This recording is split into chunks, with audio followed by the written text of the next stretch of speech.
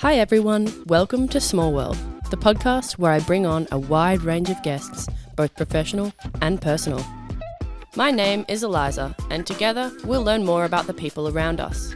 This week's guest is my good friend Jessica Nicholls. We get deep, personal, and potentially too open. Let's dive straight in. It's a small world after all. Just starting. Just hit record. Okay, perfect. Hi. We should do our selfie. Freeze frame. So, right. Should we just crack them? Do you reckon? What do you reckon? First things first, beer. Oh! Oh! Oh no, mine's really foaming. Oh my god. Ugh. Oh my god. Mm. Good choice getting some sour beers for this because, Cheers. It's actually quite sour. Oh, it's quite sour. I wonder if you'll be able to hear it in our voice when we drink it. Like, That's what sour sounds like. The sound of sour. Oh, coming to you from Paddington, Brisbane. Yeah, where are we? So you're the first guest on the podcast, which means you're the guinea pig. The guinea pig. Hi, I'm Guinea Pig, and it's really nice to be here. So Guinea Pig. Also are you going to known... say my name? Hi, you're the first guest. The first guest called Guinea Pig. Welcome. I'm really shit at this. Maybe this was a terrible idea. Maybe I shouldn't. Maybe this isn't something I should try and pursue. No, never give up. This is just the first one. The first pancake is always bad. Do you know what? We've already got a great quote out of you and we're like 2 minutes in. I haven't even done the intro yet. Well, I thought that was an attempt of an intro, but anyway, no worries. All right, Jessica Nicholls. Hi. Hi. Thanks for coming on today. It's going to be fun, I think. No, thanks for having me, and thank you so much for providing me with beer to be here. Look, I had to convince you somehow. Worth every second of my time, I hope. Let's jump into a bit of background on you, Jess. The audience doesn't know who you are. Yeah. I know who you are. Yeah, you do. But I don't know the deep soul within you. The deep soul. Well, it is deep, so get your goggles on and come for a swim. So where did you grow up? Oh, look. All right, I grew up in Cloncurry, which is northwest Queensland. It's about an hour from Mount Isa. I don't know how far to the border of Northern Territory, but way closer than what we are here. It has apparently the hottest recorded temperature in Australia, although I don't believe that maybe, I don't know. It was like 50-something degrees. It's pretty hot. Oh, dude, imagine. That's and my it was sauna. Yeah, and it was like years ago, probably before the times of like air cons and stuff. I reckon people would have died. Oh. Birds probably would have fallen from the trees and just carked it. Sad, but you know. That's what you get when you live in Cloncurry. Yeah, honestly. So what was the best thing about growing up in a rural country town? Well, we were extremely lucky because our family has a property there. So that was probably the best thing, the fact that you could just go absolutely feral. And I had heaps of cousins and we'd all hang out there and we'd make like cubbies and we never used to have, they have 4-wheel drives out there now, and that wasn't until we were a bit older. So we liked to ride in the 4-wheel drives because the motorbikes were a little bit more dangerous, and I stacked one once and then I was like, scared of it forever. So we used to take the ride on lawnmower, but we would get in trouble for that because if we're driving out over like the bumpy road with all the rocks and stuff, it's going to like blunt the blades that anyway, it wasn't good for us to be driving it around like the creek and stuff. So once we were like, let's take the lawnmower as our club car so we have a better club, because it would be like teams of cousins against each other and we'd build little forts and whatnot like down in the creek and stuff. And so we came up with this magical idea that we thought was foolproof, where we would drive the lawnmower out but the parents wouldn't see us because I cartwheeled in front of it the whole time. And we were like, they'll never know. And I like cartwheeled along as the like lawnmower's behind me. As a decoy? As a decoy, yeah. Because I was like, yeah, they won't see the lawnmower behind me cartwheeling, an 11-year-old cartwheeling. Anyway, we got caught. We got in trouble. We had to put the lawnmower back. But that's fine. Do you think that you've ever like unknowingly been friends with someone who's done something really bad? I've thought about this a lot in my life. Not necessarily being friends with someone, but I used to work in hospitality making coffee. So I think like I would see a lot of different people every day. And I always thought, I wonder if I've ever made coffee for a murderer. And odds are I probably did. Like I worked in London for a few years in Soho, so in the centre of London. So like you can imagine all the different people coming through there. I reckon I've probably looked a murderer in the eye and said, here's your flat white, have a beautiful day. Yeah, wow. That's a bit of a thought, isn't it? I know, imagine. Do you think you've ever met a murderer or anything? Or a bad person? I think I've gotten bad feelings about people before. And I'm the type of person that gets like my gut feelings on the stronger side. So you know how you have like a scale of gut feeling from person to person, probably. My gut feeling is always like really usually correct. Like not to brag, but the old gut. Yeah. Do you think that has anything to do with your gut health as well? Oh, possibly. Yeah, so you grew up in Cloncurry. And then I moved to Townsville. You moved to Townsville. And did like most of my schooling in Townsville, but we'd go back to Cloncurry like every holidays. So if you were to drive to Cloncurry from Brisbane, just because I don't personally know where it is, how far a drive is it? Like 2 days, like 20 hours straight. Whoa! Yeah. So it's like proper country town. Yeah. We drove there last year during COVID for my birthday, go and see Grandma. And 2 days. It was. So you were there until you were a teenager? No, so we left there when I was 8, but then we'd go back there. Grandma still lives there on the property. My auntie and uncle still run the property. So, we'd go there every single school holidays. It was an 8-hour drive from Townsville, so we'd pile into the car. Wow. Little dog Molly, she'd always throw up. Ugh. Oh, no. Don't know why I brought that up. Sorry. The dog. Well, it was a prominent memory, probably. Yeah. Had to deal with that. That's not what you want to deal with on an 8-hour road trip. Yeah, we'd always have fantails and minties, and you do the thing where you try and tear the wrapper and make it as long as you can. Yeah. I haven't done that in years. I know. I kind of forgot that fantails existed until now. Well, they're pretty hard to chew, aren't they? Oh, the flavour is to die for, and the stuck in the teeth. Is it worth it? I don't know. I'd need to eat one to remember. Yeah, it's literally been years. Yeah. Do they still sell them? Surely. I don't know. Oh, probably. We'll have a look. Did I make a huge mistake? Oh, it is. It like hits you after. So there's an initial sip, and it's really nice, and then it goes to the back of your mouth, and it makes everything tingle. It's like I kind of love it though. Oh, I like it. I love it. I do like a good sour, but sometimes it's like, whoa. I actually don't reckon I could have a whole 4-pack of those though. No, not in one sitting. No, I think this is like one where you'd have one on the porch, in the arvo. On the porch. Yeah. What was the worst lie you ever told? Okay, once when I was a kid, we went to go to this kid, like a family friend's party, and it was like a kid's birthday party. I can't remember how old I was. I was probably like, God, it might have been like 9 or 10. Anyway, they lived quite close to us, and us kids used to walk there to go and play with them, but everyone was piling in the car to go there, and I wasn't quite ready yet. As a 9-year-old, I was brushing my hair. It was still wet. And they were like, we're late. You walk there. And I just heard the garage door closing, and I couldn't believe they'd left without me. And I threw my brush because I was so mad, and I put a hole in the wall. And Mum didn't know for a while. And then one day I had a friend over, and she like called me inside and was like, Jess, I have to ask you something. Did you do this? And I never admitted it. This is probably the first time I've admitted it. So you didn't just try and patch the hole in the wall up? I was 9. I didn't know what to do. Plus, we had weird coloured walls, like terracotta walls and stuff. How do I just patch that up? Yeah, fair. And it was like in the living room.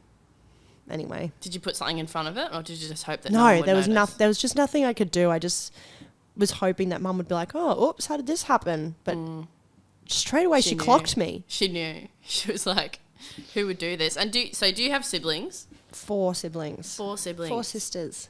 4 sisters? Yeah. My gosh. 2 older, 2 younger. And they're all your mum's kids? No. Here's we get into the web of sisters. Let's go to the web. I'm ready for the All web. All right. So my oldest sister, Kim, she has the same dad as me and a different mum. When Dad knocked up his high school sweetheart when they were 17.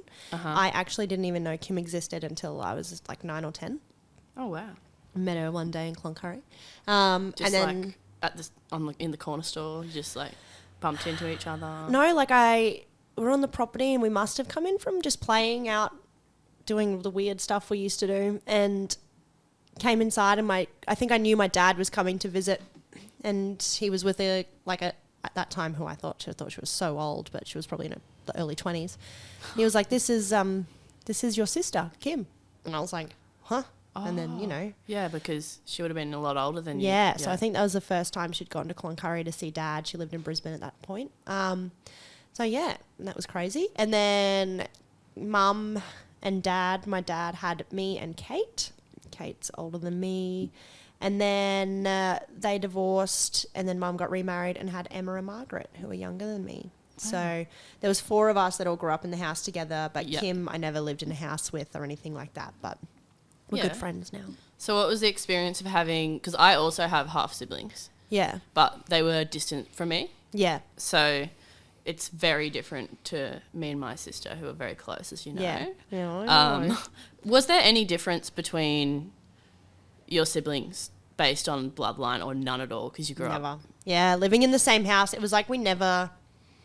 No, not at all. And even now, apart from looks-wise, I think we all still look very different. But, yeah, there's never been any... Not that I can... No. I don't think so. Yeah, that's interesting. We're all... There's there's decent age gaps between us, like 4 years. So between Emma and Kate, there's 10 years. And then there's and we're all so close. It's good. It's weird. And yeah, that's really rare, I think, to have that story and all be really close. Yeah, and we're all hilarious. We all get on so well. It's so good. Yeah. Do you hang out frequently? Well, the 2 younger ones still live in Townsville, but Kate lives here, and I see her probably at least 3 times a week, if not more. We go to the same gym. Oh. We work in the same building. Do you? Truly ridiculous. She works 2 levels below. Yeah. What does she do? She works in admin for an engineering firm. Oh, nice. And what do you do? I realise I haven't even asked you that yet. We've gotten straight into... Well. I work in brand and promotions for a radio station. So I manage the people that go out onto the streets and give out icy-cold cans of Coke. I love that. And work on the events for the station. And currently starting a little side hustle doing our own events and styling with none other than your sister. Yeah, I'm just acting like I don't know anything about your life. No, it's perfect. For the listeners out there, I want you to get to know Jess here. Yeah, thank you. The full Jess, not just half the Jess, but the full Jess. Every time, it's like, every time. Guys, if you hear that, it means I've had a sip of my sour beer. But I like it. Oh, it is quite intense, isn't it? We keep coming back to it. I know, and we can't come back to it every time we have a mouthful. We can't. So move on from it. But before we do, we'll just give a shout out. It's Imperial Pink Grapefruit Sour by Hope Brewery. And they're in the Hunter Valley here in good old Australia. There's something about Australia and their craft beers, isn't there? Yeah, well, do we have more than usual? I don't know. I've not really, since I've not, has craft beer only, exploded in the last, 5 years? To me, I feel like it has. I don't know if there's been craft beer around forever. Well, for me as well it has, but I've only known, I think you meet certain types of people in your life that expose, industries or things to you. Just like when you buy a new car and then you see that car everywhere that you never saw it before. I think it may be one of those things that you get introduced to as you meet new people and it appears. But I also have no idea because I don't know anything about the history of breweries / statistics around it. You'd think, I don't know what the specific classification is to make a craft beer. I think it's just a smaller brewery. I'm not sure. But you'd think maybe somewhere like Belgium could possibly have more craft beer than us. There's got to be another country that does. I think But it is something that's known about Australia, the beer and the coffee, right? Coffee, yes. Coffee, I think Australia has the best coffee culture in the world. And anywhere you go overseas, like America, maybe not as much as England, but especially England, if you go into any decent coffee shop, it's either got Australians riddled through it working there or running it or owning it. Why do you think that is? Why do you think we like coffee so much? I think that we have not only coffee, but a huge brunch culture. I think that's something that England adopted from us as well. We just have great produce, and I think we love good quality food, and we're so lucky to have such good weather and so much space to make amazing Food. farm and have farm to make amazing farm. Take that out of just take that out and put that on your, like, if I do a quote for the podcast, it's going to be so much space, Australia, so much space to make amazing farm. Anyway, I'm honestly just bullshitting my way through. But that's what I think, honestly. I think we're very passionate about good food. I think our food scene has really gone pretty wild in, think of all the restaurants that are opening up in Brisbane, even through COVID. Oh, it's insane how, and like, I don't know if that's, again, one of those things, like, I'm always questioning myself, like, is it that we're really obsessed with food, or is it that I'm really obsessed with food and that I find all the food? Yeah, I also, again, it depends on the person and what you like to expose yourself to. Yeah. And you know what? I believe that food is like pretty much what makes people happiest. Enjoying a meal together is what makes people happiest, surely. I mean, that's what makes my friends happiest, and I'm sure that other people are happier doing other things, and not everyone loves food. But for me, I think it's just a place to reconnect with your friends and like cook something for your friends that they can enjoy, and giving them an experience. Like, that's my favourite thing. Yeah. Is to just put something on. Like, if it's my birthday, I'll be like, yes, let's just cook for everyone and just invite everyone over, have a big feast. Like, and that's got to be something that people have been doing for, you know, since the beginning of time. Well, the Last Supper. Well, yeah.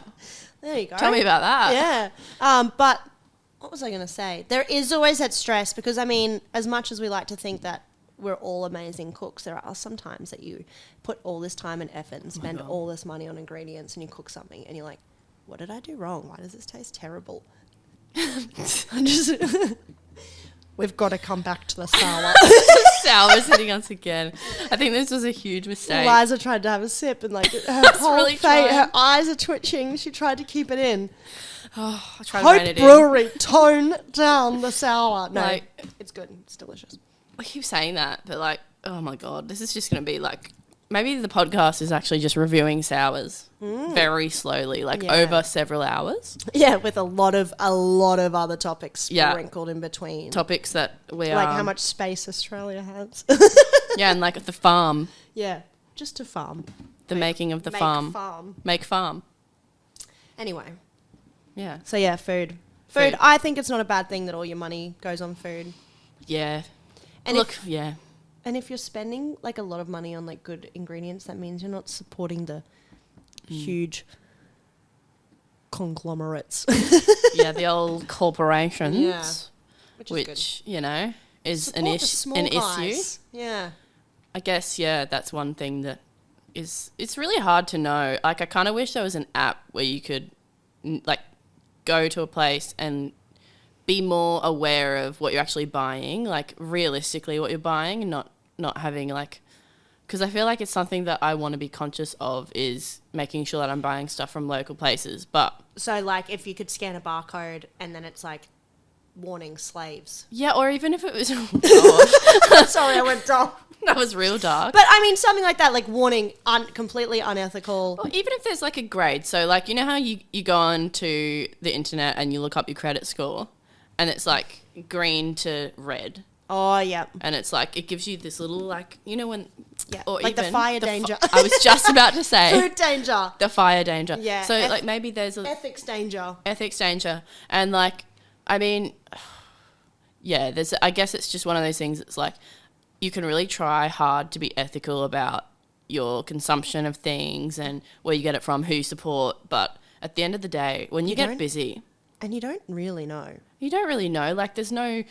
Like, and marketing gets in the way of a lot of stuff. Like, I know that from first-hand experience. Packaging as well.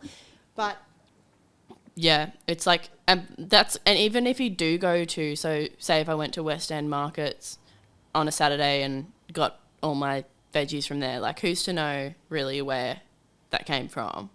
Do you know what gets me? I see a lot of like what should be like wholesome fruit shops putting all of their fruit on black styrofoam trays and then cling wrapping them up. Yeah. Like everything. Yeah. I'm like, why? And it'll be like 5 zucchinis, right? I'm like, no, the zucchini's already got this like outer casing that keeps it nice and safe. Like, you know why that is though? Because they want people to take a certain amount of the zucchinis. And if you just put zucchinis there, people are going to pick up 1 or 2.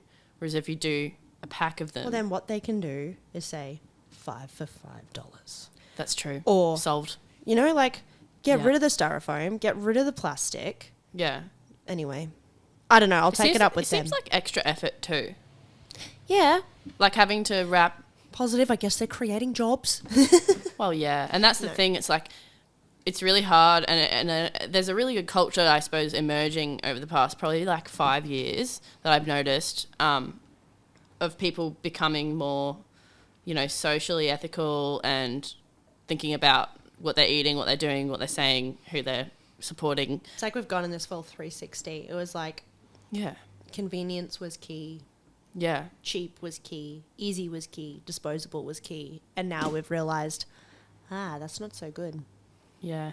Let's go back to our roots of like minimalism. I think there's 2 parts of that though. Like I think it's great that so many people are being more supportive of one another and you know, I suppose the woke idea of being woke is good. But I also think that there's a side to that becomes a little much, and I think that that's sort of emerging a bit. I've been noticing emerging a bit in my sort of my age group of people, where people are getting like so obsessed with everything that's going wrong and, you know, what they can or can't say that they then lose themselves. The perfect example is cancel culture. Yeah. Like, yeah. People almost having to like, I don't know, you have to filter, and I'm not saying it's a bad thing. See, like I have to be like, I'm not saying it's bad. No. But, you know, there's certain things where it's like, oh gosh, like I don't, and people make mistakes. That's what I feel bad about as well. A lot of stuff can be dredged up from people's past, and that's what's so hard having like an online footprint. Well, anything can be found and everything is there, and there can be people that emerge that when, you know, one day nothing, and then the next day they can be completely famous and they can be on top of the world, and then someone finds something from 2001 or 2009 that they posted on Facebook, and it was something maybe that they didn't realize at the time wasn't socially or ethically correct. But, you know, things get, you know, people grow, people change, people learn. Cancel culture. Well, I just think that like everyone is a dickhead when they're 17. Yeah. Everyone is a dickhead when they're 25. And that's why I also have this thing about getting married too young or staying with your high school boyfriend. Sorry, everyone. No. I'm a very different... I guess people can grow together. I don't know. I just look back at what I was like when I was that age and the people I dated, and I thought there's so many people that have been like, the one. Yeah. No. I've had a few ones that I thought were ones and that I then stepped away from and realised were I should preface that not so many, but a few. No. Oh, look, I know what you're saying. And I think at the time you're like, I'm in love. Yeah, but that's just human nature. Like, and also you want it to work out for yourself. Like you're following a cultural thing of, this is what you're meant to do. You're meant to do this. You're meant to do that. Where it's like, actually, I think we put way too much pressure on ourselves to do things in a certain way based on what like our parents did or what our friends are doing. And I've found that, like, honestly, myself recently, I've had a lot of friends who have either gotten engaged, having babies. My sister just bought her first house a month ago, which is very exciting, but I'm also like, she's married, she's got a house, I'm 2 years younger than her. Like, what am I doing with my life? No, marriage is not everything. And the Brisbane property market is truly insane. There's no way. There's just no way. There's no way I'll ever own a home. I've accepted that. Well, I don't agree. I think there's ways. one day I will have my huge mansion in Paddington and I will go to IKEA whenever I want, spend whatever. No, I'll go to better places than IKEA. You go to West Elm. Yeah. You'll go to, what is it called? Pottery Barn. Pottery Barn, yes. Matt Blatt. Is that what it's called? Matt Blatt Furniture. Look, I can't even That's pretend as far to be as my fancy. furniture knowledge goes. I'll go to James Street. This is from IKEA, and these are from Kmart. So See, hasn't Kmart really?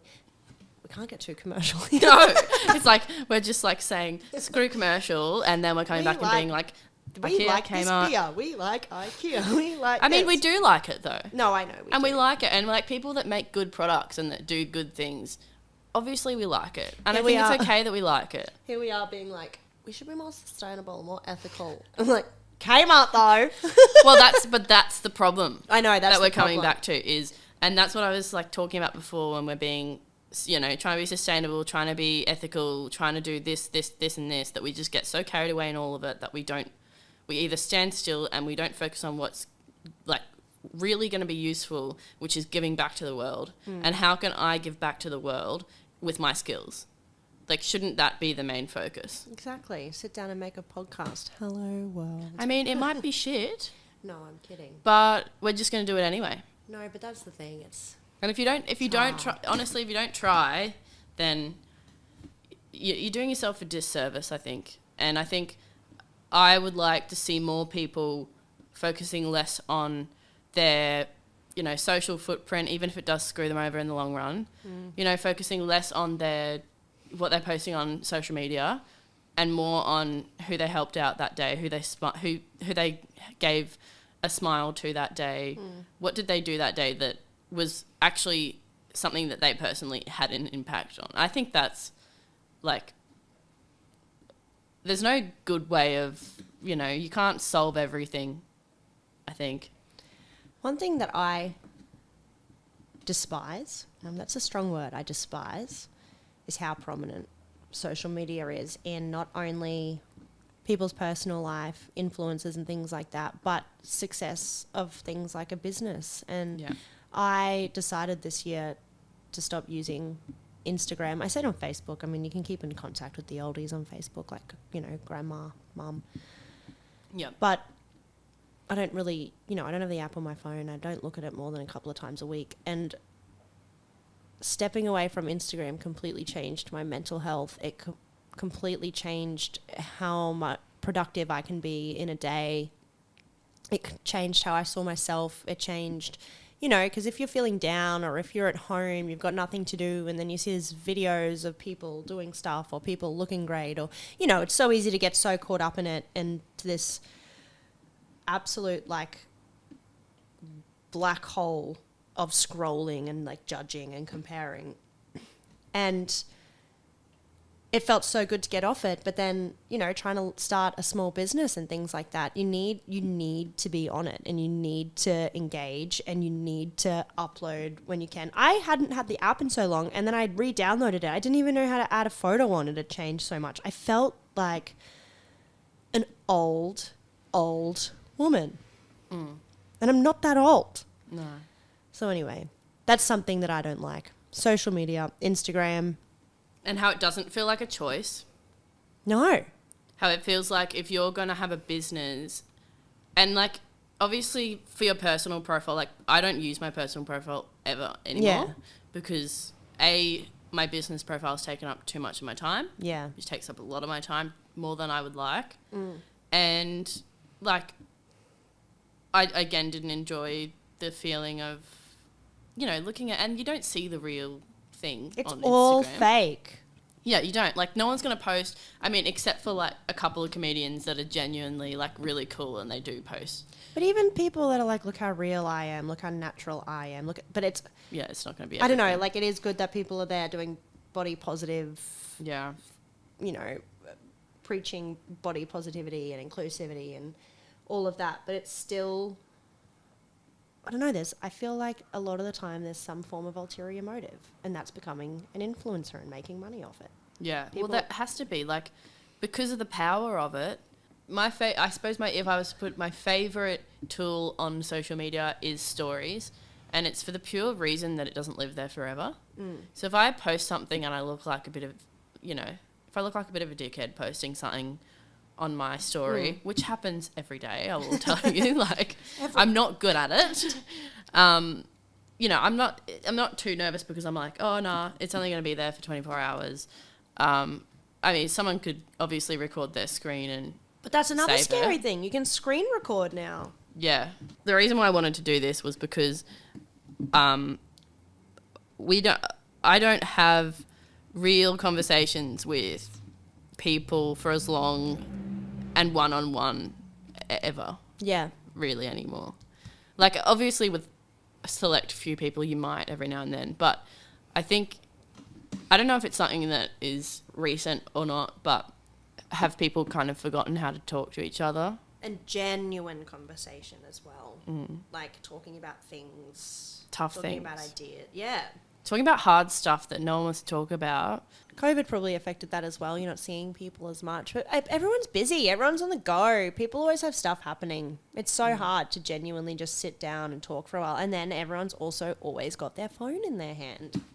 Yeah, it is a thing, isn't it? People Always can't- on. Like, it's like Yeah. another limb, eh? Yeah. Yeah. It's People- like... And I remember listening to something once that I thought was quite interesting, and it was like why people use their phone while driving, and it's like, are they addicted to their phone, or has this like generation now been formed where we are never genuinely alone with our own thoughts? And so the idea of actually just being in the car and just thinking terrifies you. it's like, oh God, like I need to distract myself. Do you even think that driving. happens to you? No, because I usually try and listen. Probably used to, maybe. Just out of it was like a habit. Even while you're driving, it's a habit But, like, does it happen to you that that I'm scared of being with my own scared of thoughts. being with your own thoughts? I feel like that I am someone that I don't like spending too much time alone. I could never live alone. Yeah, I lived alone for 13 months Yeah. and I hated it. Yeah. I don't think I could ever live alone. Whereas if I've got the house to myself for a night, it's like, Yeah. got Have the myself house a to wine, myself. watch anything I want. Yeah, but coming home to an empty house every day, like I don't think I could handle it. I love being around people. That's what makes me recharge. I think that's how I know that I'm technically an extrovert. But then I also love my bits of alone time to kind of wind down. I think that just makes you a human, though. Who doesn't like winding down? Yeah, I know, but a lot of people don't like being around people much at all. Yeah, Whereas like that's true. And I love being in a crowd. I love being somewhere busy. At a festival? Festival, gig, just a busy bar. Like I hate being the only person or the only table in a restaurant. Why does it make you feel, like, how does that make you feel when you're want the- alone? When I'm like alone at home. or if Alone, I'm, like- like when you're properly alone. Like if you went on a camping trip with just yourself, See, I can't imagine it. you would never do that? No, and there's a guy that I worked with and he's married, he's amazing, he's like the coolest dude.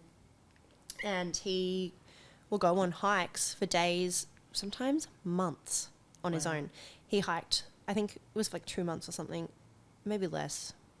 I don't know. But I thought it was incredible. He like went on this trip to America on his own and like hiked through,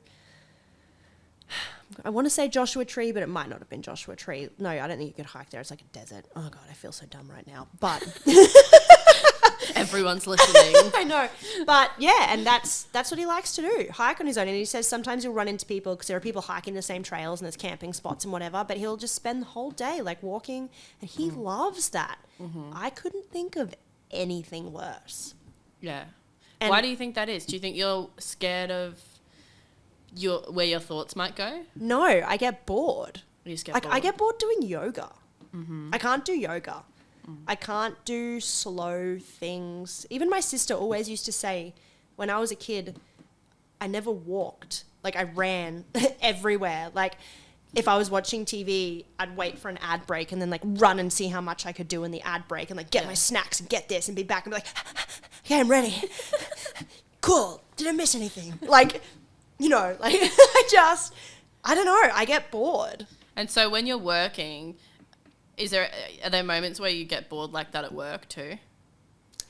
Oh, like just doing like the monotony of work. Yeah. It depends what I'm working on. So lately I've realized that I get distracted very easily, so very, very easily. And I will always love a conversation or a story more than I'll love my task at hand. And I've realized that if I go into work, for example, 2 hours early, I might get up really early, go into work at 6:30, sit there and have no one around me. And I feel like I can get done in that 2 hours, sometimes even an hour, what I would usually almost get done in a whole day. And I love feeling productive, but I'm also so easily distractive. So I'm really contradictory of myself. Do you think that, because I know your workplace has an open plan structure, do you think that for people like you, that's actually not such a good thing? Or does it help you be more creative? I think it helps. I like being able to bounce. It really depends where I'm at. I think something that's good with our workplace as well is like it's more than okay if we sit and put headphones on. And a lot of people will do that. Something that amazes me is that people can listen to podcasts while they work, whereas I can only have music in the background. So if I really did want to shut everyone out, and it's kind of like what you know at work as well, it's kind of like this like unspoken rule. Like if someone's got their headphones on, they're really probably trying to concentrate and leave them alone. Yeah. But yeah, I would always much prefer an open plan office than sitting on my own. But I think that's what's also been good from COVID as well. I hate to keep bringing it up, but it's all right. It's what we're living right now, so it's very relevant. Getting that flexibility and understanding that we can work from home. So sometimes you might just need that day where it's like, I could never work from home 5 days a week, not even 4 days a week, 1 day a fortnight maybe. Not even, maybe 1 day a week, but yeah. And you find that you can get so much done. And again, I like having that 1 day alone at home, but I couldn't do it all day, every day. Yeah, you just thrive off the energy of other people. Yeah.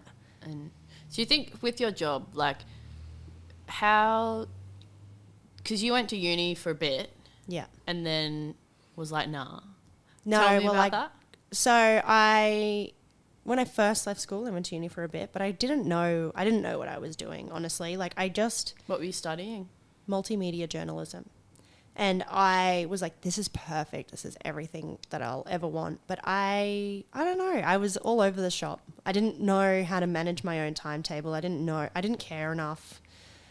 I didn't know what I was doing. And I would just rely on other people. They'd be like, we have assessment. You'd be like, huh? Like, I don't even know what's going on. Like, I don't know. And I had too much freedom. If I didn't have to be there, I wasn't going to be there. Yeah. So anyway, I did that for like 6 months and I'm like, nah. And I moved to Brisbane. I did that in Townsville, went to James Cook. And then I came here and was like, all right, I'll work for a bit, and then I'll go to uni. And then I decided to go overseas, and then I came back again. And I got back when I was 24. And then I felt really ready for university, and I was doing so well. I did it for 12 months, and I honestly, I was so dedicated. I was getting all 6s and 7s, and I was like loving it and doing well, felt so good, and I was such a nerd at it. And then I did it for 12 months, and then I got a job where I am now, and it was entry level, but I realized a lot of people had studied degrees to get the job that I got, and I was like, I'm a worker. So when I was studying, I had 3 jobs, so it was hectic. And then when I got there, I was like, well, if I just put a bit of extra time into this and try and broaden my knowledge of the company and expand my skills and do a bit more, then I can just do that rather than slogging away studying, which, that might come back to bite me in the ass. I don't know. I've never once been asked to present my degree. Yeah. Like, genuinely. Yeah. Not once. Obviously. But you work for yourself as well, but I guess I know you've... Yeah, well, in the past I worked for agencies and other places. I mean, Of course, I had my degree on my resume. And I don't know if I didn't have a degree, would they have even looked at it? I'm not sure.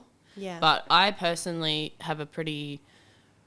I believe that we put, especially in certain industries, like creative industries, what I do, a lot of industries, I feel like work experience is so much more valuable than university. So I truly, and again, this might make me sound dumb, I do not understand how something like nursing is not done as the structure of an apprenticeship. With the amount of free work that nurses have to do prac. Yeah. How anyone without, some significant financial support or really having to exert themselves in an industry, like they deserve to be taken care of. Yeah. Like 8 it's weeks necessary. of placement, and I just don't understand how something like that cannot be working as an apprenticeship or, have their weeks of studies and stuff like that, pay them. It can be minimum wage. It can be an apprentice's wage. Like to me, that is absolutely shocking. Mm-hmm. And yeah, of course, there are things that need to have university degrees. And there are some things where I feel like maybe I would have been a bit better, or I would have known this, had a few better skills, or maybe a bit better at prioritizing and multitasking, just learning. I think those are things you learn in life, though. Yeah. And I'm getting, better at it. And I don't know. It's hard to know. But, it depends what happens. I work in radio. So when that finishes, where do I go from there? I guess events hopefully will never finish. And I like events, things like that. But do you think that radio is going to phase out? It's a controversial topic. It is controversial. So radio is like the one medium that, people turn to it in a disaster. I guess if there was, a hectic hurricane or tsunami, what happened? Does the internet all cut out? I don't know. Like, radio has really, lasted for as long as it has already so far, and it is local. People turn to it for news. Cars, as long as cars are built with radios, I think it'll stay. Yeah. Because it's live constantly. Do you think that's what draws people to it? Because it's live and you can just switch your radio on, it's going to be there? Is it a comfort thing? And Maybe then it's like thing, but sometimes it's annoying. Not everyone wants ads. Not everyone wants to listen. Not everyone likes the presenters on a radio show.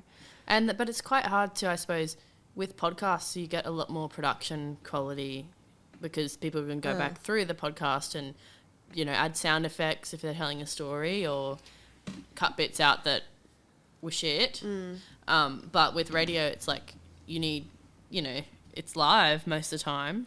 And I think it's one of those things where people feel like they form a relationship with these people.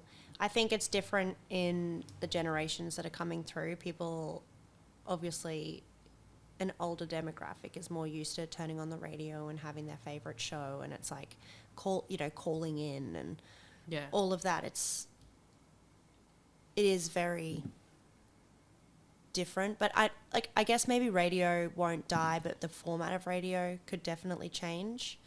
We're already seeing now that there are less local shows and more that are being syndicated and being broadcast from one area of the country to multiple regions.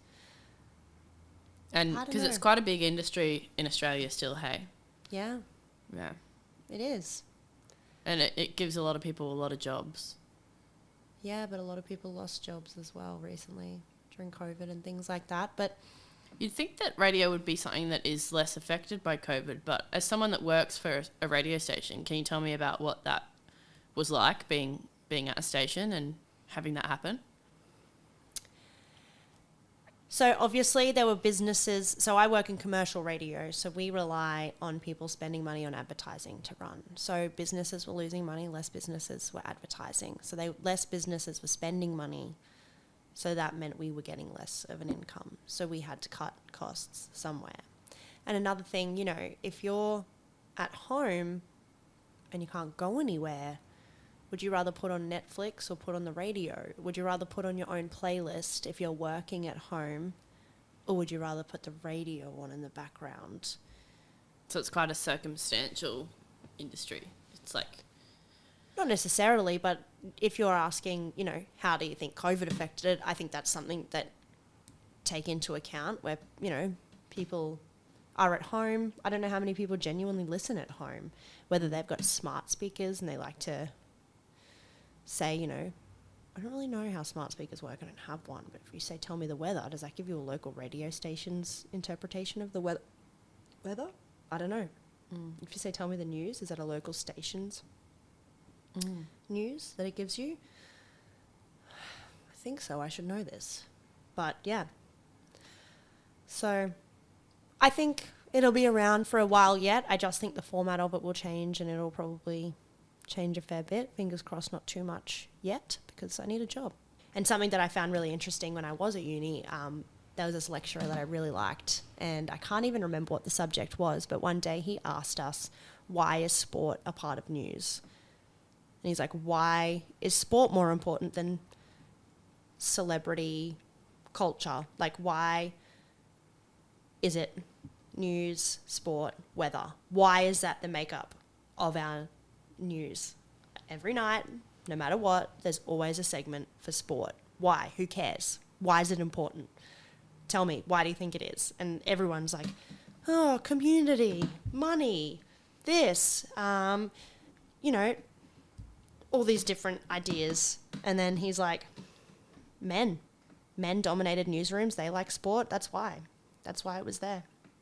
So, I don't know, things like that are interesting, because at the end of the day, why is who won a football game on the weekend more important than what celebrity's getting married? Yeah. It's not. No. Why is it more important than live music? Curse. Yeah, it's an interesting topic, and so many of our industries are still dominated by men. You know, it's hard to find ones that aren't. And I think, yeah, that's a really interesting topic that's it's quite tricky for several reasons, because, you know, we're seeing improvement every day in pretty much every industry where that's a problem. And I think, you know, it's one of those things that's really important to focus on where we're going rather than where we've been. I can say, from what I can just see personally in my company, and I don't have eyes on who is in what role, and I don't know what they get paid. So I don't know if there is, I couldn't tell you if there are, you know, men and women in the same role in different markets, and I know that they get paid discrepancies. But it's very rare that you would find a radio breakfast show with 2 female hosts. It's generally 2 or 3 men and 1 woman. People don't apparently want to hear it. And that's, you know, there's plenty of women working in the company, and there are plenty of women that I see in really significant leadership roles, which is amazing because I find them so inspiring, especially when they're mothers. I still think they have, you know, families, and like, why? I don't know. I struggle to get myself in order and to leave the house and get to work and keep my house clean and get my washing done and do it. And I'm like, how do I do this with kids as well? Like, how do people, like, it's insane. People are amazing. Where the big money is, like, well, what we call take talent, take the on-air personalities, that is still predominantly men. Experience, interview them with like some kind of weird voice mask on, and I don't know. But imagine if we got to that point in society where we did that and we didn't meet the person we were interviewing face to face because of that. Yeah. Like, is that almost in itself a little bit insane? Because like, how do you get the vibe off of someone without seeing them in person? Yeah. It doesn't matter who they are, I don't care. And exactly, sometimes it's not necessarily your skill set but it's the way you're going to fit into a team, and they believe you're going to work with someone. I don't know, they're doing stuff like that with dating shows, where they've got like the one where they would talk through like the walls and never actually like see each other, so it removes that prejudice. Yeah, it's a really interesting concept, like, and I like the idea of it, but it seems so crazy to think that might be the norm. Yeah. Is that what we have to do? Is that what we have to do? And good Lord, are we not better than that? Yeah. Can we not just, is it still so crazy that we can't just see each other as people? Humans are horrific creatures. It's actually, I think about it a lot, and it's like, all the stuff that happens in the world, and like, this is why I hate news. Like, I've deleted all the news apps off my phone because I honestly cannot anymore. Yeah. It's too much. It's like, there's so much going on in the world that if you saw, and they don't highlight the good stuff, rarely ever, and you've got to ask yourself why that is. But I mean, it's because it doesn't get as many clicks or whatever. We all know the answer to that. But like, we are just putting so much pressure on our mental health in this day and age because of the internet, and we don't actually know what that's going to do to us, because how long has the internet really been around for? Yeah, but then there's also that. It's like how people say, well, back in the day, you know, people didn't get depressed. And it's like, did they not get depressed, or did they just never talk about it because they... And could it, you know, maybe were less people depressed? Who knows? No one ever talked about it. It wasn't this, like, common thing. But maybe when things were simpler and you didn't have this constant platform...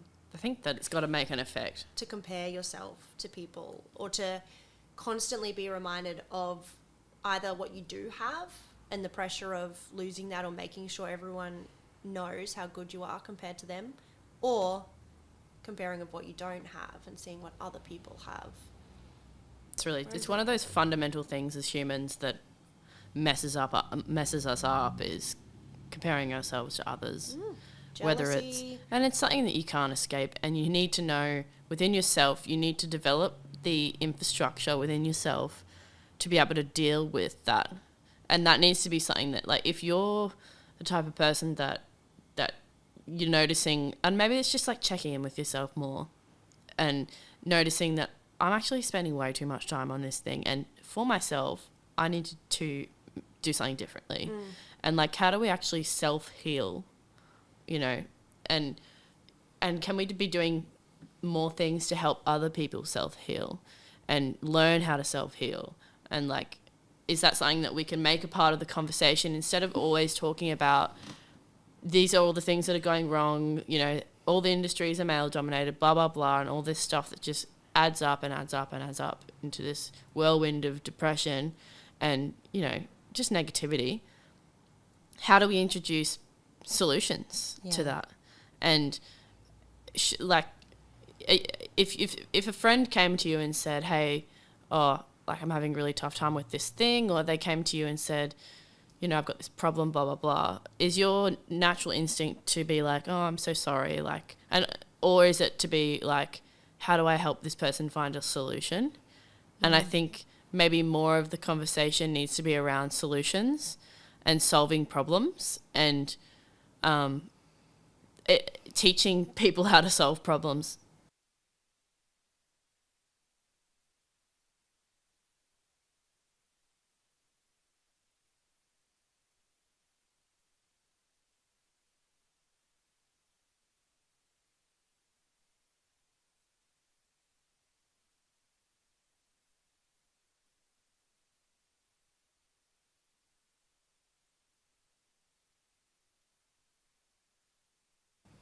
Something for me, I tell you what, for the first time ever in my life, and something I should have done a very long time ago, I've started going to therapy. That's for me. And you know what? It's expensive. It's so annoying. Why? You can't get it on Medicare. Well, you can. I'm on like a COVID plan thing and you get a rebate, but still, it's $100 something every fortnight. Like, it's not cheap. For the first time ever in like 2020, I actually got a gym membership and started actually going to a gym. I used to just, you know, go do some form of exercise every now and then. And it's not even for me to be like, I'm so hot. It makes you feel good. Endorphins. Yeah. So what, with the therapy, did something trigger you going to that, or was it just like how did you realise? My mum got sick, and it's something that my dad died when I was 15, and I never processed that, ever. I never spoke to anyone about it. I never even spoke to my mum about it. I've never had a conversation with anyone really about it. I was 15. He lived in Cloncurry. We were there on school holidays, and then I was meant to see him. And he was on a camping trip with his friend, and I was going to see him on the Monday, and he died while he was there. And I just never saw him again. And for years of my life, I was convinced he was never dead. I had convinced myself that he had run away and hidden his identity and something. I used to, if I was in a car, I'd see people out of the corner of my eye and be like, was that Dad? And I'd be like, don't be silly. If he was hiding, he wouldn't be in Townsville where I live. I never properly processed it. And then my mum got sick, and now my mum's dying. So I was like, I need to do something about this, because truly, in between trying to, hold a healthy and steady relationship and trying to work a full-time job and trying to have a social life outside of that, all it takes is one big night of drinking or a busy day of work or one minor thing going wrong, and you realize that everything so quickly can like crumble and everything can feel so heavy and you're so upset and inconsolable and you're like a crying mess. And yeah, and it's been so good and so important, I guess, as well, because I know that my mum's time is extremely limited. She's definitely coming to the end of her life, probably months, if not weeks, to live at the moment. And I think it's really important, even for me, not only to process my past trauma, but start that grieving process so when she eventually passes, it's going to be a lot easier for me to accept. And it's helped so much going there. Some weeks I bawl my eyes out, I feel like, for an hour straight, and like my eyes hurt and I walk out and I'm like, how am I ever going to drive myself home? This is dangerous. And then some weeks I don't cry at all and we just talk, and it's, I'll say, oh, I'm just feeling stressed at work. I don't really care about work this week. I hate work. Do you think it's having someone to talk to that's the main thing? Someone that you feel safe with? Not even that. Like, at the end of the day, I've got a boyfriend too. Technically, I could go home, but you need a professional. Yeah. Your friends can't tell you the things that are triggering you and why you might react like that to something, like, and they can't really give you the correct mechanisms or ideas or little hints or things that you could try that might really change the way that you react to things and behave in certain situations. And a big thing for me, I'm a very passionate and reactive person. So quick, and I get so hot-headed. So quickly. I can rage. And I've seen myself like really slow down and try and process these things. And I think a lot of that is, one, talking about the things in the past that have bottled up inside of me since I was a child, processing that, but then also feeling when I know I'm about to lose control and getting myself back in control and into this like healthy space. And I've still got so far to go. And I mean, it's going to be, and obviously still when mum sadly eventually passes, it's still going to be truly horrific, and it's going to be this whole weight of grief and still shock. Even though you know it's coming, it's going to be shock, it's going to be everything. But I think I'll have the processes in place to deal with that a bit better. Yeah. And I think so many people don't realize the value of something like that. And the thing that's hard is it is expensive. And there are programs, I think, especially if you've had certain things happen to you and stuff like that, there are free services like Lifeline and things like that, which are great. But I love that connection of the same person every day, talking to her knowing my story, her revisiting that and be like, okay, so we spoke about that. How's this going? So anyway, that's something that I've definitely done for myself, which I never had. I'd never taken. To me, therapy was drinking and partying and, all that. Escaping. Yeah, pushing it down. And then that just becomes days afterwards of feeling like crap. You don't sleep, you don't take care of yourself, you don't eat well. Yeah. So you've got to release the energy. Looking after yourself. Yeah. But tell you what, I'm ready to get back into a day of music and drinking in the sun. Give me like a music festival again. Festivals. Yeah. Now I've dealt with my problems. Yeah, I'm never going to have another problem again, right? I know. Isn't that what you think after you deal with some big problem? You're like, great, everyone's going to like me for the rest of my life and I'm never going to have any problems again. It's the same as every time you clean your room. And you're like, I'm not going to let it get to the way it was ever again. And then a couple of days later, you're like, I know. How am I here? Or when you spend $400 on food that week and you're like, oh, that'll never happen again. And then you realise that pretty much every meal is $20 and you can easily eat 5 meals in a day. Yeah. No, I know. So yeah, that's pretty much. And again, getting off social media, that was a big thing I did for myself and something that Was that around the same time? Yeah, I did that at the start of this year. I think the last thing I posted was on New Year's Day. Yeah. And then I just decided to take a break. And again, that was something that also, because it used to, like I said, when you see people, but a big part of that I didn't mention before is I would be at home in Townsville with my sick mum and I'd be spending my days driving her to the hospital or watching her, cooking for her or watching her throw up from her chemotherapy and things like that. And it's so draining and it makes you so you feel so powerless and you feel so sad. And then you get on your phone and everyone's like just having so much fun, and everyone's back in Brisbane and everyone's having a really good time, and they're all doing this, and all these people that you used to be close friends with that maybe you don't see so much anymore, and you wonder what happened, and everything starts to, and I was like, I just need to get off this. I need to be present with her while she's here, and I need to be here. Like, who cares what everyone's doing? How's your relationship changed since you found out?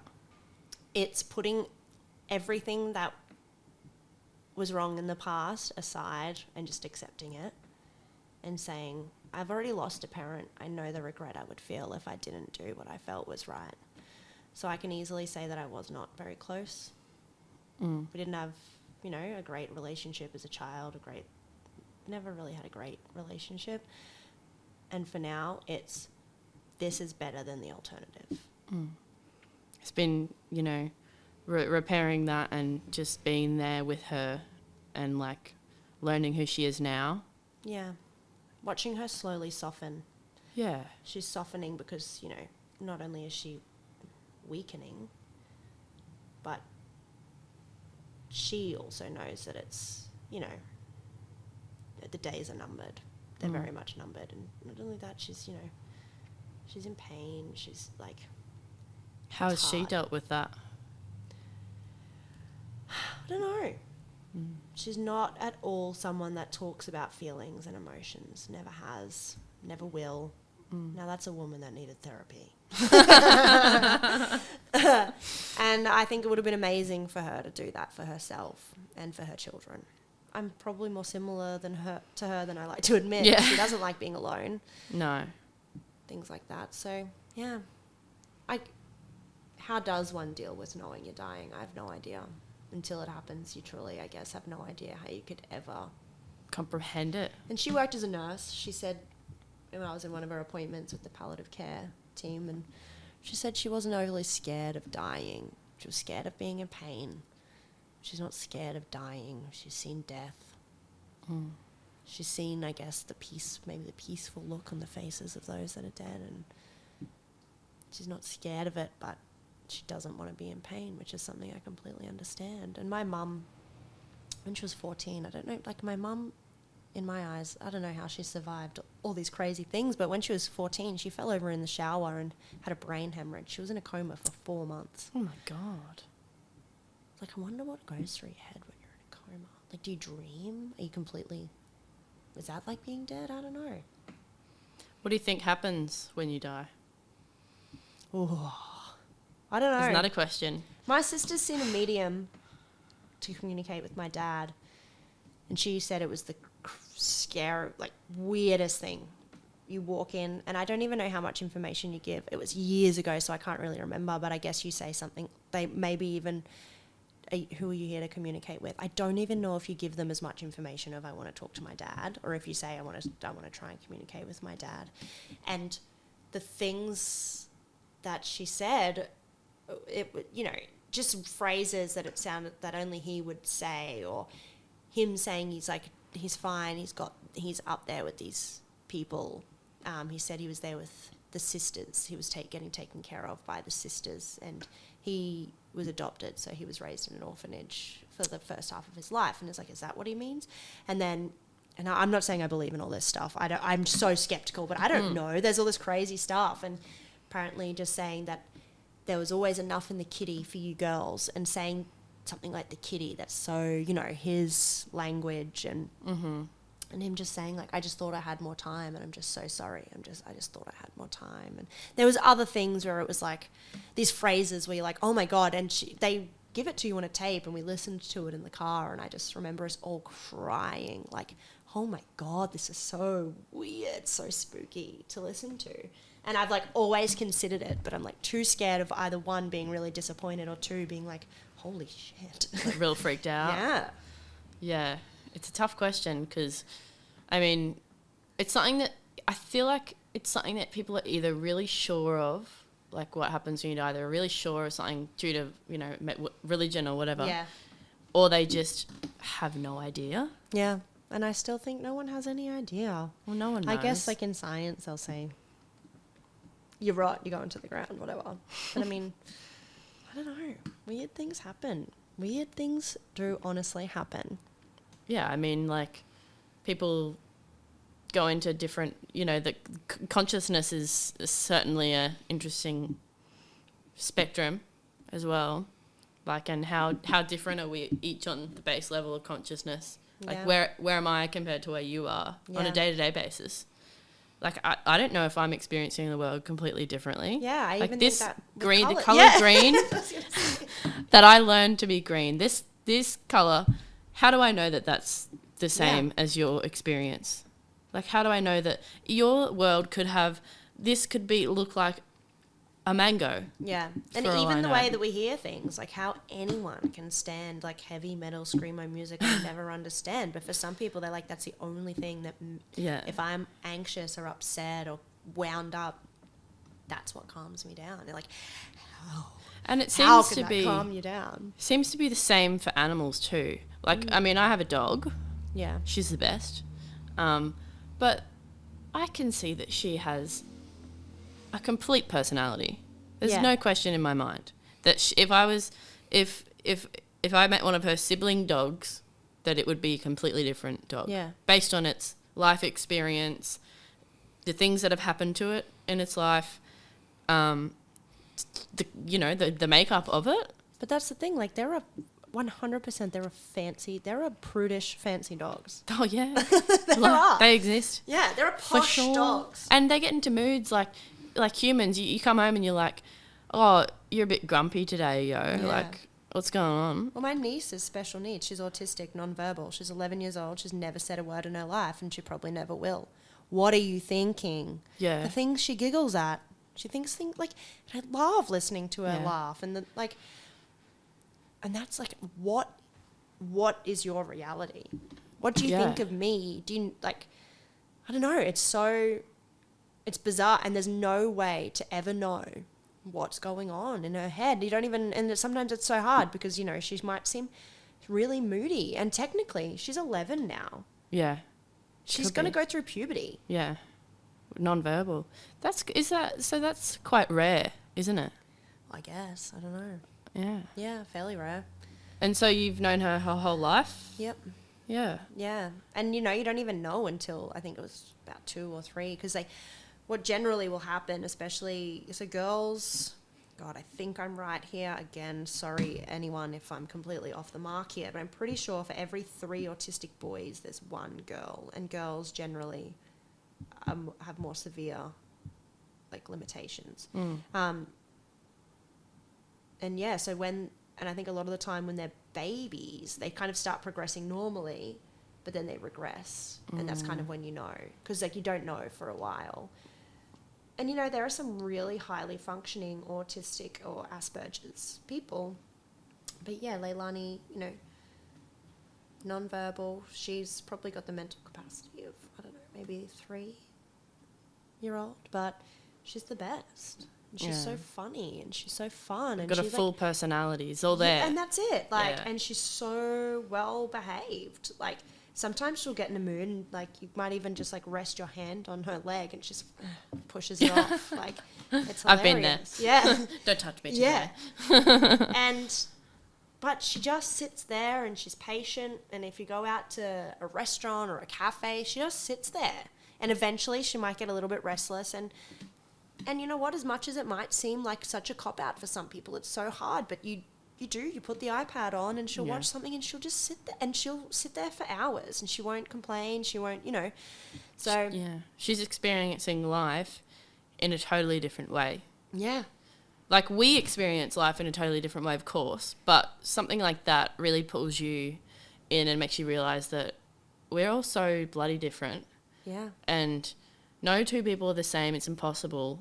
Like, even, twins that have been together forever. That's it. And my sister and I have had these conversations. Like, my sister, who's Leilani's mum, that's my niece. Like, I wonder if she'll ever fall in love. Like, I wonder if she's got a crush. I wonder if anyone's got a crush on her. Like, will she ever actually be able to get a job? Like, maybe. She might. Will she ever live independently? And these are the things that are so scary to think as a parent. especially when you grow older. With like my sister and I had like this breakdown once at the beach. We're just talking about her and how much we love her. Then we're like, what happens when we die? Like, where, you know, and that's why we're like, okay, everyone needs to have kids, so she's got siblings and friends, and, you know, and that's what's so important. And, yeah, it's great. Like, and there's plenty of kids out there who have special needs where, for whatever reason, they don't have the support they need. No. And she has completely changed my outlook on life and the world and people with special needs. What was your outlook like before you knew her? Before she was here? Entitled. Yeah. You know, like, and it's so easy to get caught up in what you think is a problem. Yeah. And then I look at, you know, my sister having to raise a child that for 11 years has not been able to control her bladder or her bowel move. Like, not being able to communicate with her, not being able to talk to her. And when you're so privileged as a child, and even not that privileged is still privileged. We're so privileged in Australia, most of us. And even if we come from some form of poverty and things like that, they're like horrific. And I've had horrific experiences as a child, and, you know, but I'm still so lucky to live the life that I live. And just to look, and I mean, and I'm not saying Leilani's a burden or Leilani doesn't live an amazing life. Fuck, she has an amazing life. Yeah. Like, she's so chill. Like, but yeah, it completely changes the way you see other people with disabilities. And, you know, it's so hard to admit, but you don't see them as, a lot of the time, like there's that preface of judgment. It's that, like, you know, like, oh. And sometimes it's hard to see someone in like a wheelchair or something coming towards you, like, oh, do I make, you know, and how do I make sure that I'm polite enough and things like that. Whereas there's no malice with her. There's no judgment with her. She'll walk up to anyone. She sees kids at school in wheelchairs. So every time she sees a wheelchair, she walks to it because she thinks it's someone she knows. Like, and then it gives you the opportunity to interact with someone you probably wouldn't normally, because you're like, oh, you know, Leilani goes to, you know, she probably thinks you're someone from school. She goes, and you can start this conversation with these people that you probably never usually would have spoken to. And that's the reason they moved to Brisbane. They were living in Townsville, but there was so many more opportunities here for Leilani to be involved in extracurricular activities. She can play soccer here. She can do dancing here, you know, and she didn't have those opportunities in Townsville. And yeah, it's just this whole other world I was never exposed to. Yeah. Ever. Until you are living that experience, or unless you work in an industry that it involves, you know, special needs or people with disabilities or support work or things like that. You don't really ever exposed to it unless there's someone in your family or you're in an industry that you deal with that. And yeah, I don't know. I think it was definitely... Well, do you think it's the same kind of idea with illness? Is like you just don't... How can you ever understand what someone's going through unless you've been through it? Yeah. How do you get closer to accepting these inevitable truths is by, I think, living yourself every day, going out there no matter what the day is, and just tackling a new challenge or coming up with something new that you can do, or, you know, folding your clothes at night. Yeah. Whatever it is, like, just do something that is gonna make you happy. Like, we forget sometimes to, and this is honestly why I left the corporate world never to return. Yeah. Like, hopefully. Yeah. Who knows what's gonna happen, but, you know, coming from working for someone full-time, or more than full-time, really, as we all work more than full-time when we work full-time, and then working for myself, like, yes, I work longer hours, definitely, and it never ends, and there's a whole bunch of risks involved, of course, but I'm free. Mm. And I think that freedom has allowed me to spend my time in ways that I would never have been able to spend it if I was working for someone full-time. Like, half the time I am editing photos and I listen to 10 podcasts in a day. Yeah. And I learn all these things that I would never have been able to learn, because guess what? You're not allowed to listen to podcasts at most workplaces. or I'd be pulled into meetings, like 50,000 meetings a day. Pointless meetings. Which so many pointless meetings. Could this meeting have been an email? Is like, but at the end of the day, it's like sometimes I'm like, I kind of wish I could get away from it all and just have a full-time job, and when I leave, it's my time again, because it's really hard to separate what my time is. Yeah.